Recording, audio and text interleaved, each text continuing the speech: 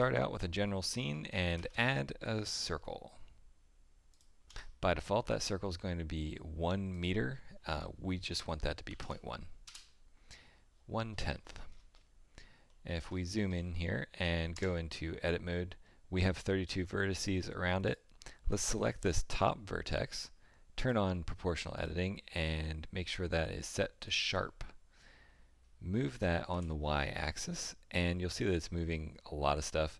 If you scroll up on your scroll wheel, that will decrease the radius of your selection, or the influence of your proportional editing, and we can do the same to the bottom. Just make sure it stays on the y-axis. That looks pretty good. Let's select all of this, extrude on the z by 0.07, and let's fill in that bottom.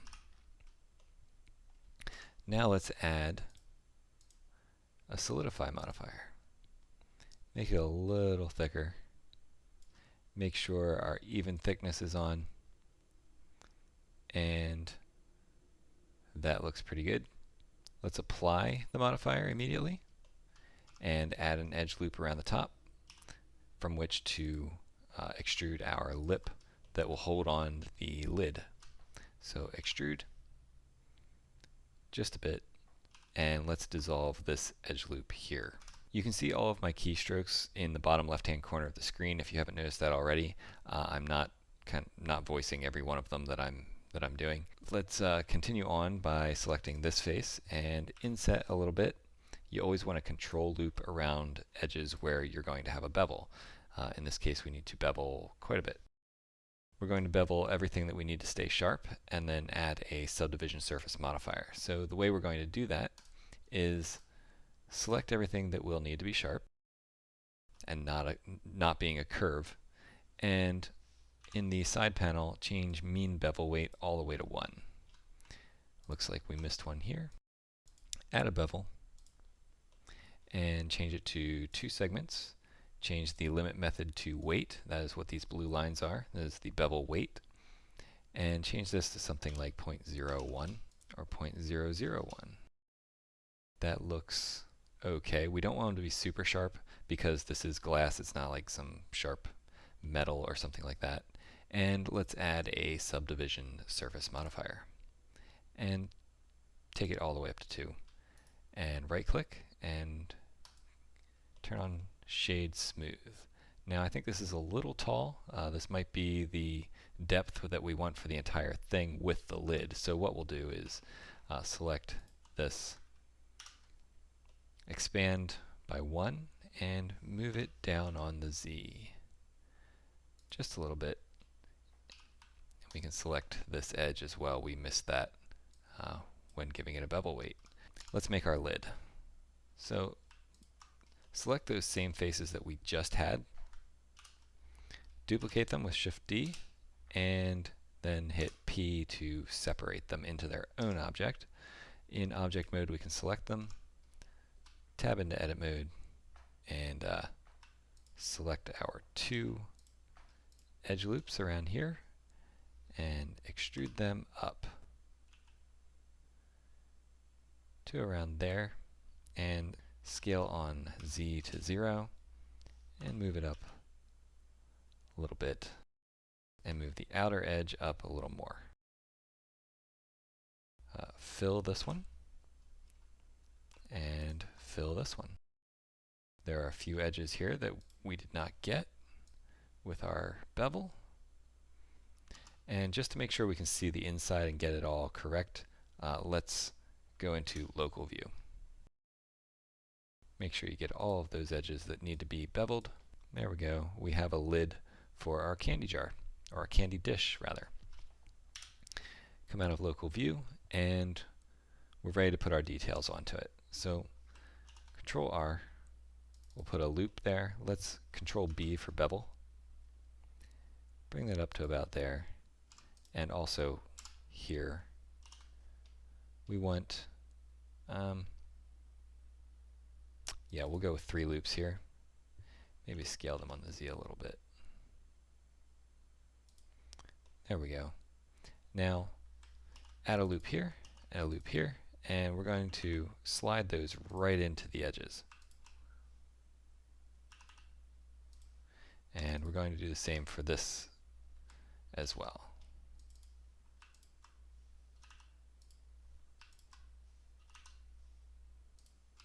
Now you can shift select two objects and go into edit mode on both of them at the same time. So we're going to do that here. And now that we have these selected and we have these overlapping edges, we can Alt S to just, aha. Now you'll see they're going two different directions. That is because our normals are facing the wrong way. So let's fix that before we go any further. If you don't know, click on Overlay and hit Face Orientation. Red is the inside of a face, blue is the outside. So select all the faces in this lid. Shift N will recalculate those normals to all face outward.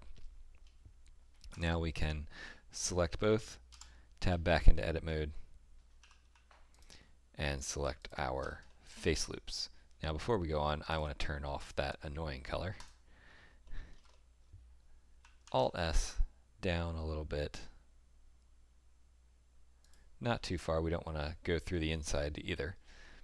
Expand our selection one time and bevel all of that. This will only work on one object at a time. So you have to go into edit mode on just one of them to do that. So there are some things that just don't quite work in edit mode if you have more than one object selected. So let's do that there as well. Now select our face loops again and bring up your search. It's either space or F3 and look for poke faces. There we go. So let's go into a front view and select all of the vertices that were just created in the center of those faces.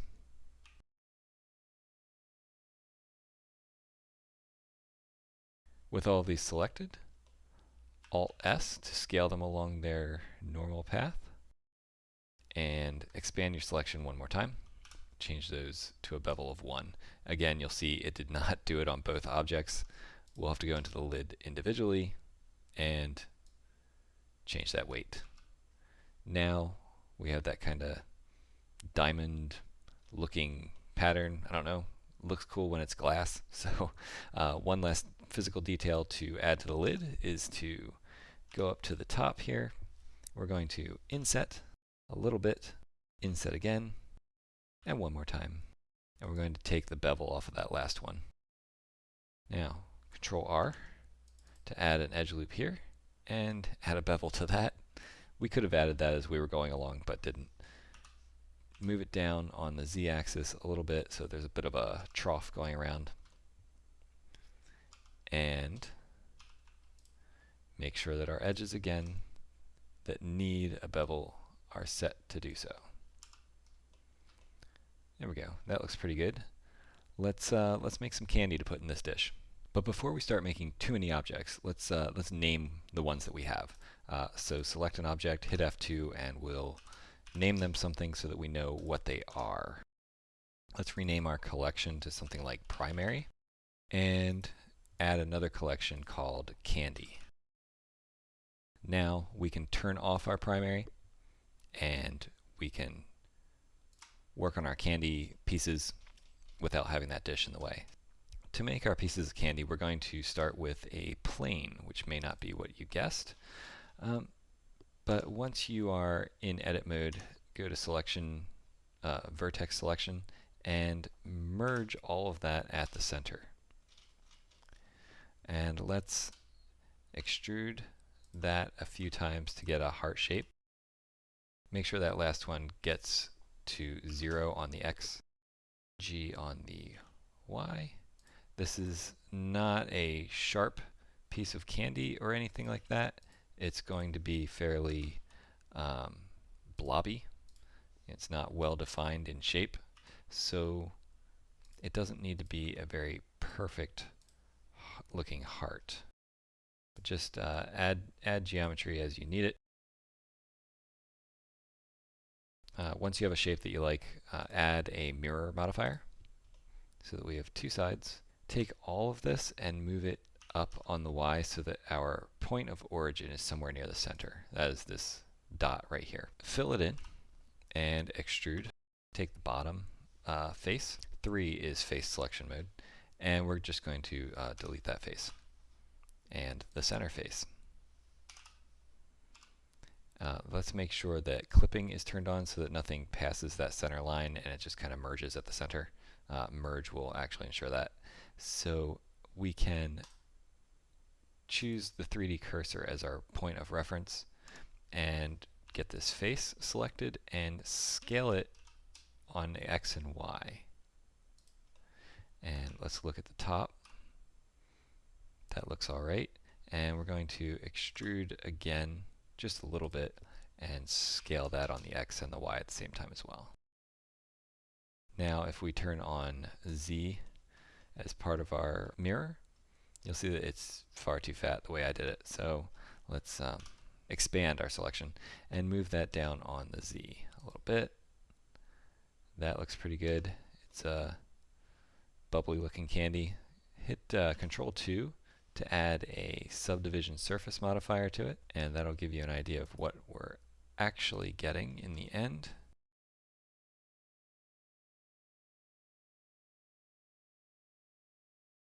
Now that top n-gon, I kind of want to get rid of that. Take the center line, 1, 2, 3 divisions. So right click, S is subdivision, and we want that to be 3 of them. Go into vertex selection mode and just select these.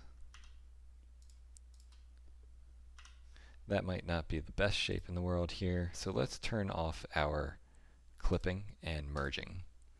Move this on everything except the Z. There, now we don't have this angle going in kind of a concave kind of way, or greater than 180 degrees. Now let's turn on our clipping and our merge. Looks a little better.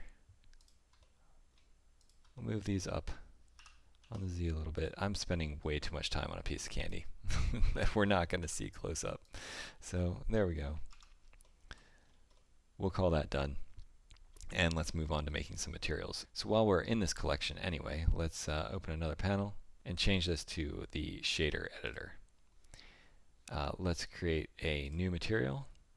And now we have a basic material with just a principled BSDF, but nothing's happening here, right? So we can change this to material preview, and we can see what we're doing. So we're not going to stop there with this material, though. So let's add a texture, a noise texture to be exact, and plug the factor into the color. And you can play with the scale if you like, but let's see what this is looking like if we add a color ramp. And choose some very red colors. It's going to be some bright red candy. There you go. It's varied a little bit so it's not so uniform. Let's duplicate our color ramp, Shift D, and select this down arrow and reset the color ramp. So we can see what we're doing. I'll go full screen, and we want a bump node added here. Place this here in front of the normal, add the color to height, put the normal to normal, and when we come out here we're going to see a very bumpy, rough piece of candy. Yeah, that doesn't look very good at all. So what we want to do is turn the strength of this bump way down. 0.03 I think is what worked for me pretty well, and we can change the scale of this down to something like 3 as well. And that looks decent. It's a little piece of candy. Let's make it a little less rough, say 0.3. 3 seems to be the number to use here. Yeah, that looks fine. We're not going to see it close up anyway. It'll just give an impression of a not completely smooth, shiny piece of candy. So moving back to our primary, we're going to create our glass. Select one of the glass pieces, hit New, and let's call this glass. And make sure caps lock is off. The first part of creating glass is to make sure that white is all the way white, set all the way to the top, a value of 1 basically, and turn our transmission all the way up. And it's starting to look a little bit like glass. If we turn our roughness all the way down, it really does. Let's select the lid, shift select the bottom, and Control L to link our materials. And now they have the same material.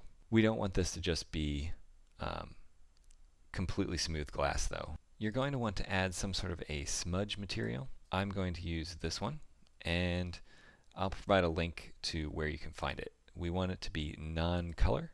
That link is in the description below. We're going to take this color socket and plug it into the roughness socket.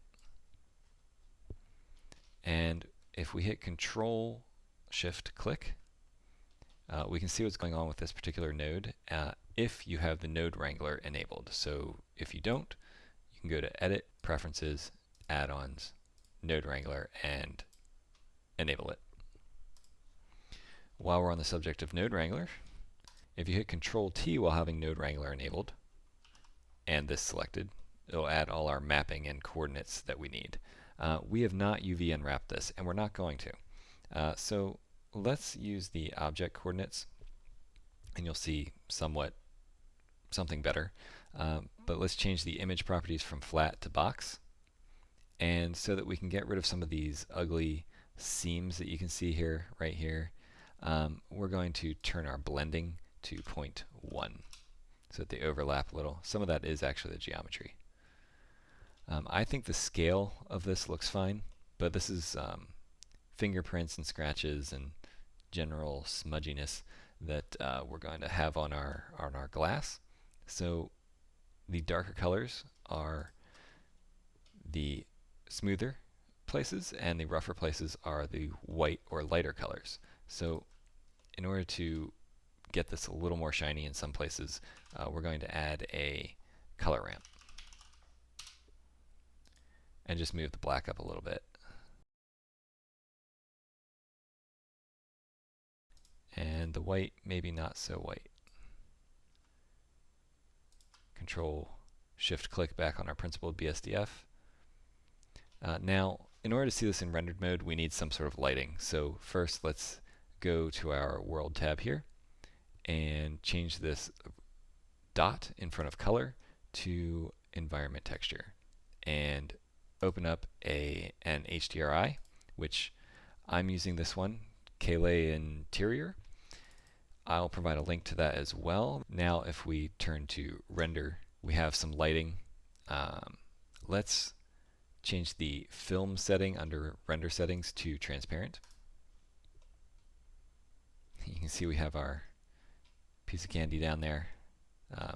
We can disable that layer. Now we want this top centerpiece to be rough glass, and we want an engraving in it with some lettering. I will provide a map for that as well, but let's go back to material preview. The first part of this, the roughness, we're just going to add a second glass material. So let's hit the materials properties, scroll to the top, and let's add a second one. And this is with the lid selected. The bottom will not need this secondary glass. And let's rename that to glass 2. Glass 2 is going to be rough, like I said. So let's take a noise texture and add it to our bumpiness. So we're going to take a noise texture and add that to our bump. Factor to height, normal to normal, and nothing happened. Why is that? Well, the reason that didn't happen is because we need to tell this second material where to appear on here. So we can take the top face here and just say apply or assign with glass 2 selected and this face selected, hit assign, and it shows up there. However, it's not exactly what we want, is it? We're going to need to UV unwrap this top to get what we want. So let's expand our selection to everything on the top and make sure that your view is top down exactly, and hit U for unwrap. and project from view. Let's open another panel, open up our UV editor, and we're going to come here and make all of this a little bigger. And actually, we won't know how big we need it until we have our lettering mask in here. So let's add that now. You can Shift A and add an image, or you can drag and drop from another window. There it is, and it's the only image texture we have in here, so it's going to show up in here. If you had more, you could hit this drop down and select the one that you want. Actually, we do have others. Anyway, let's center this to where we would want the lettering. And so this is black and white. There are no grays in between. This is going to be our mask between smooth and rough. So let's copy this, Shift D, and add a mix shader. Anything white on our mask is going to portray this bottom socket, and anything black is going to portray this top socket. So whatever you have here is going to be the larger portion of the image in our case. So switch it to non-color. It's not affecting color. Plug it into factor, and as it updates, you can see that it appears there. Now, things still are not right here. We need to fix a little bit of something. To do that, we can just inset a little bit here. Not too far. And that simply makes it so that our subdivision surface is not reaching so far to make a smooth section. But now what that has done is we now have this ring here that's kind of an in-between. If we select our big n-gon in the middle, expand our selection just one more, we can hit assign again, and now our material is on that entire top part. Now that bumpiness is too big, so let's change the scale of our noise texture to something like 200. That looks pretty good, I think. Let's make these materials both transparent. So transmission all the way to 1, roughness to 0. Now we have a rough part on the top of our glass. Now that we've completed our objects and the materials to go with them, we can start filling this jar or this dish with candy. So let's hide the lid, go into edit mode. First, let's go into solid view so that we're not confusing ourselves with what we're looking at. Now we can go into edit view, edit mode, Shift D to duplicate that floor, and P to separate to its own object. Now if we tab out into object mode and scale in edit mode, we can get that a little bigger and remove our subdivision and our bevel from it. And that will be just fine. Extrude. This will be the object that the surface is going to be covered in candy, basically, so that it makes the jar look full of candy. So to accomplish that, we're going to open up the particle menu and particle properties, add a hair system to it, turn on advanced. You'll see that that gives us rotation. We're not using it just yet, but a few things that we want to change are render as path under the render dropdown should be changed to collection, and then our collection will be candy. So anything that's in the candy collection will be used as the particles, and they're all facing the same direction and they're too small. Turn the scale up under render. This will make them all not exactly the same size if we change the scale randomness, but we're not going to do that because these are all pretty uniform anyway in real life. So let's turn on rotation, change the phase. They're all going to change in unison really until we randomize phase. And you'll see that a lot of them are kind of on top of each other. They look sort of like pumpkins. We want to go up here to source and change jittered to random, and that'll be a little better. And often even distribution can help sometimes, but not in this case apparently. Random order. You just need to play with these things till you get a look that you're going for. 1,000 should be fine. Let's duplicate the object, and we're going to scale that one down a little bit and change the random seed so that it's not the exact same pattern. Maybe scale it up a little bit. Both of these need to be unchecked in the show emitter checkbox so that we're not actually seeing that shape, we just see the candy in the end. And that's looking all right. We may need to add a few more layers, but for right now that looks pretty good. Alt-H will unhide everything, and let's go into top view, add a camera, because we need a camera in order to be able to render anything. Now that's interesting, things seem to be off center, and that is not the case. I am simply in perspective view. There we go. So if I go to the camera view, G, middle mouse button, and then just move my mouse down, that might be okay. Let's keep the 3D cursor as the point of reference, and we're going to rotate on the local X. So rotate XX, move it down, come out a little bit,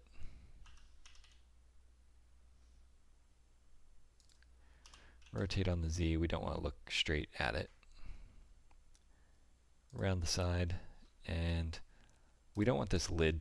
It looks a little boring if the lid's just sitting straight on it like that. So what I'm going to do is move it up to sit on top of that lid, that lip, and rotate it on the Z a little bit, and let's just move it off to the side a little bit so you can see the candy inside. Go back to our camera view, and we're going to have kind of just we're not making an environment, we're just making this gradient background that you saw in the thumbnail. To do that though, we still want this to have a shadow below it, so it looks like it's kind of sitting on something. So let's Shift S will bring up your cursor position menu. We want it to be at the world origin if it's not already. Shift A and add a plane. This plane we do not want showing up in our render, but we want it to catch a shadow. So over in the object property, go to visibility and change it to a shadow catcher. So now when you go into rendered view, you see shadows as if there's a plane there, but there's no material on it, so you'll just see through it. Let's make sure the camera is positioned exactly where we want it. Things should be relatively centered, and hit F12 to render it out.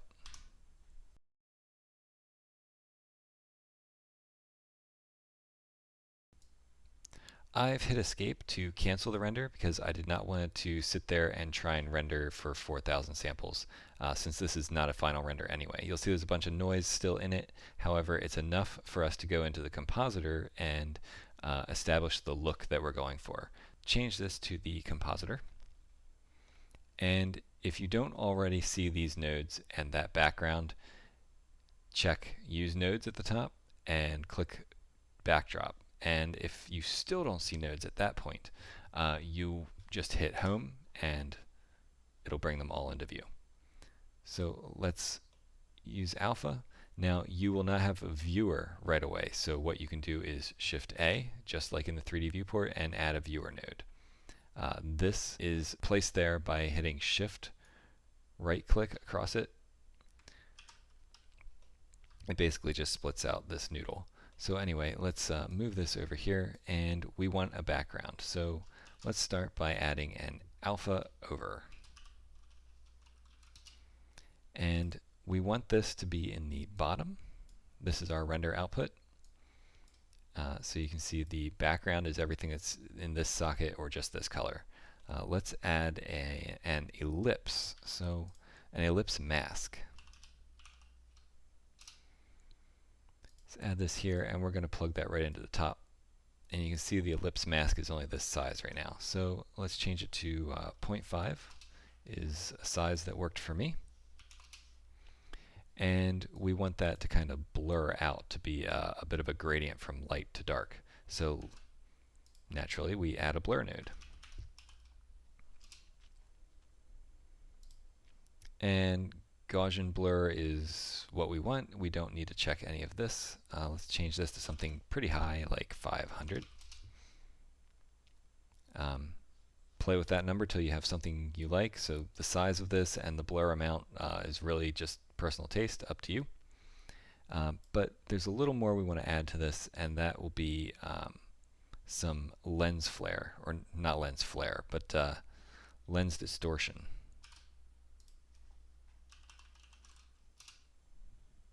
We'll put that right here. And dispersion is what we want to change. Now, if you click it once, it's way too much. So 0.1 is probably all right. Give it a moment to catch up. Keep going smaller and smaller until it looks kind of natural. There we go. That's looking pretty good. The next thing we want to add is glare. So let's add a glare node. There we go. And by default, it's these kind of star-looking streaks. We are going to add those, but first, in this, in the order of things, we're going to add a fog glow. Make that as big as possible, and change the threshold down a little more to say 0.6. The lower that threshold is, the less bright something has to be to actually have glare on it. So let's add another one, and that's going to be that one's going to stay on streaks. And give it a moment. You'll see compositing down here at the bottom. The bigger this node tree is, the longer it'll take. All right, now that looks okay, but we want something a little more dramatic, so we're going to add a little more lighting to our scene and render it again. Back in the 3D viewport, hit Shift A, go down to Light, and add an area. Move that up just a tad on the Z. And we still have this, our cursor at the center, and the cursor is set as our point of reference. So let's move this around. Let's go into top view so we can kind of see where things are in relation to each other. Let's rotate that around to kind of look kind of straight at this side. And Shift D, and we're going to rotate that around this side. Let's go to our camera view and go into rendered view and see how that looks. That lights up our glass quite a bit more. Let's give it another render and see how that turns out. Once again, I've stopped it before it got through the entire render. I just want to get into the compositor and see what it comes up with. Now, if you find that it's all blown out like this, that means our threshold is way too small, way too low. So let's go back to 1 with that and see what that looks like. Let's bring the size down, and threshold maybe 2. There we go, that might be a little better. We're really only going to see the real result once we have a color in the background, so let's do that now. Color ramp, and choose some colors here. I went with pink. So setting these colors will be the ends of that mask that we just put in the background, the ellipse mask. So let's change our fog glow, everything actually, to high quality. And I can't see the streaks very well, so let's change their threshold down a little more. And really, you just need to play with these settings until you have something that you like. You can make your lights move further away from the object. That will help in setting these glare nodes up correctly. Maybe a little less light being right at the glass will look a lot better. But when you're good and ready, you can do a final render. In the end, I only needed about 1,000 samples. I say only, but it is glass, so it is a noisy render. Now, if you find that once your render stops, or if you've canceled the render and none of your compositing happens, what you can do is just go back to the compositor and just disconnect something and connect it back again. And you'll see compositing at the bottom, and it will go through to the end. So you'll need to play around with settings like your lighting and the severity of some of your nodes in compositing, how many candies are there, all this stuff you'll need to play with until it's just right for what you're going for. As usual, if you found this video helpful, please like, comment, and subscribe. Until next time, I'm Carl with Blender Forge. Happy blending!